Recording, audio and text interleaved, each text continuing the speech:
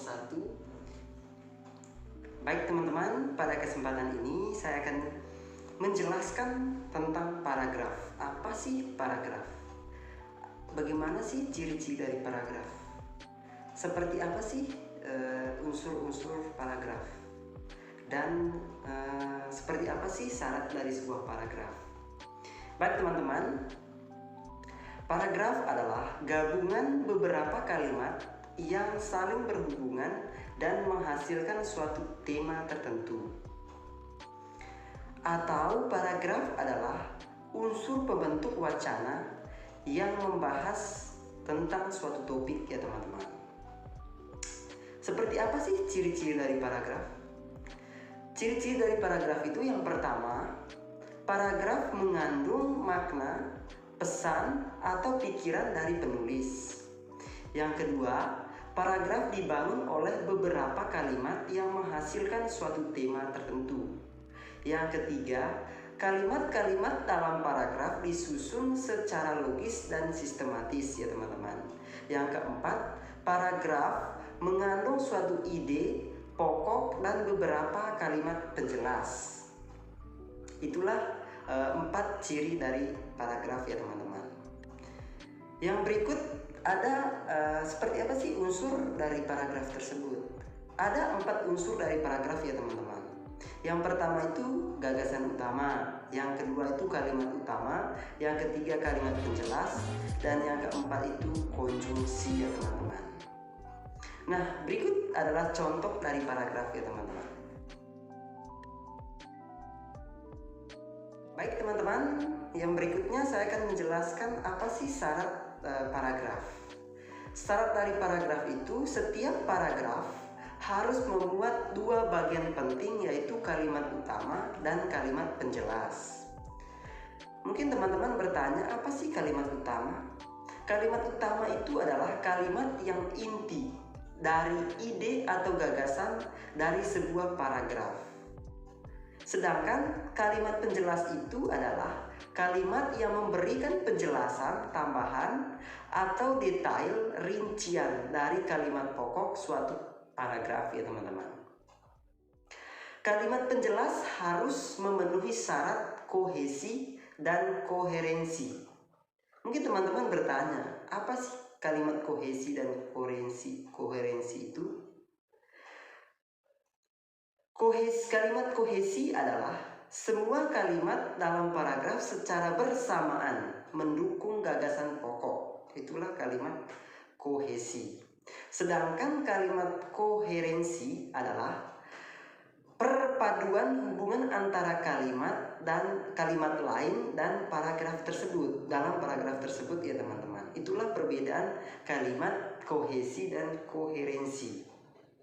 Nah teman-teman, berikut adalah contoh paragraf pemakaian pengulangan kata dan contoh pemakaian kata ganti dan contoh paragraf pemakaian konjungsi ya teman-teman.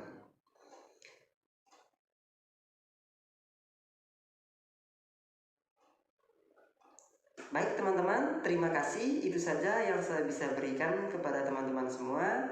Kurang dan lebih saya mengucapkan mohon maaf dan terima kasih. Halo teman-teman, perkenalkan nama saya Rafli Rapsenjani, biasa dipanggil Fli. Saya dari kelompok 1. Di sini saya akan mempresentasikan materi tentang paragraf. Sebelumnya saya berterima kasih kepada teman saya yaitu Jason sudah menjelaskan apa itu paragraf.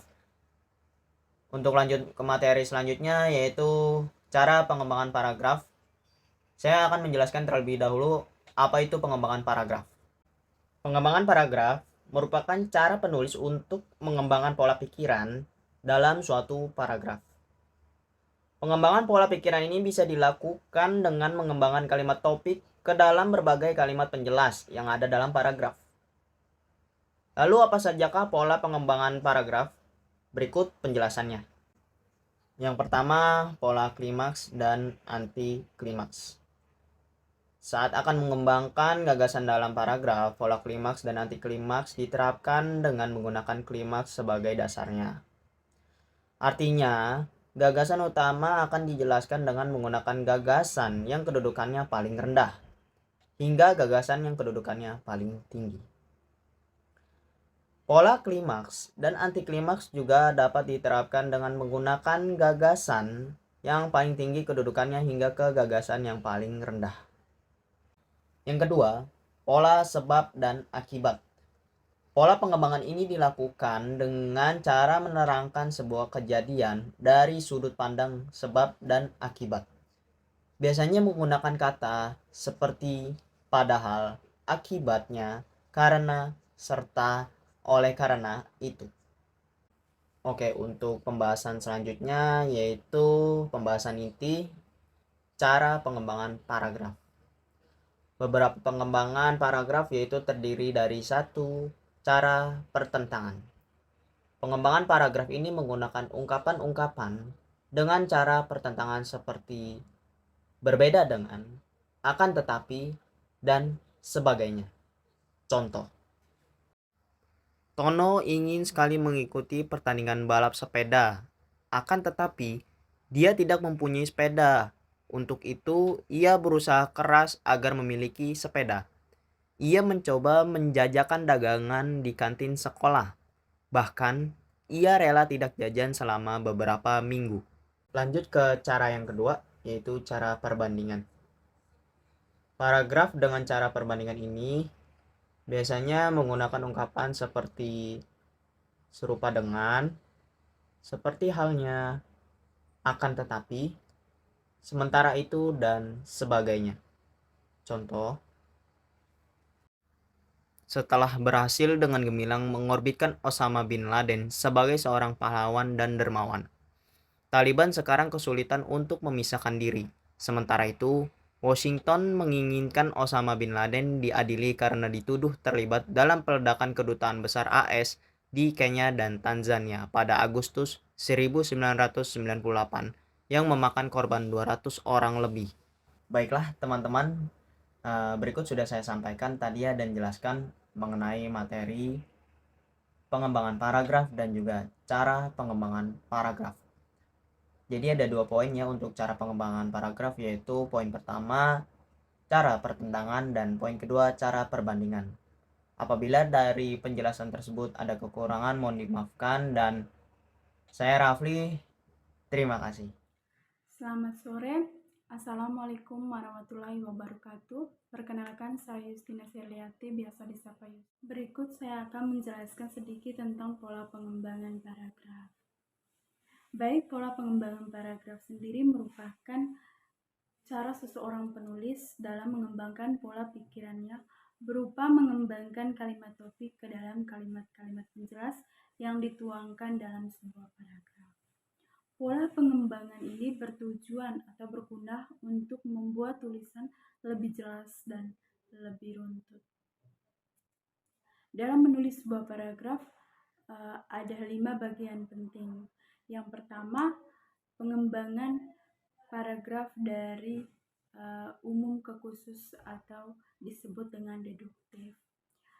Pengembangan umum ke khusus ini dimulai dari pikiran-pikiran pokok, kemudian diikuti dengan pikiran-pikiran penjelas atau kalimat-kalimat penjelas.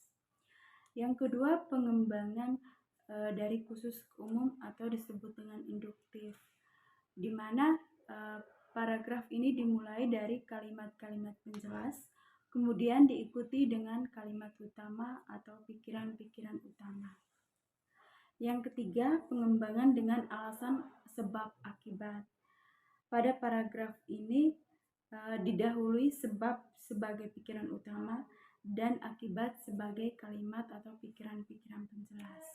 Yang keempat, pengembangan dengan perbandingan, di mana dengan membandingkan antara persamaan dan perbedaan dua objek atau lebih.